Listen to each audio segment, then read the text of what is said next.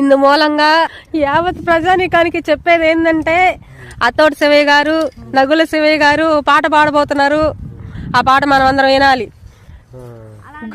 పెద్ద మనసు చేసుకొని పరిగెత్తకుండా, భయపడి పారిపోకుండా ఈ పాట వినవలసిందిగా కోరుతున్నాము.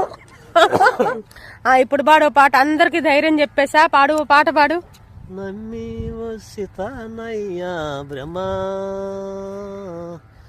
నేను కోరి వసితానయ్యా బ్రహ్మ, నమ్మి వసితానయ్యా నా పాలి దైవావా, నమ్మి వసితానయ్యా నా పాలి దైవావా, కోరి వసితాలేలా బ్రహ్మ.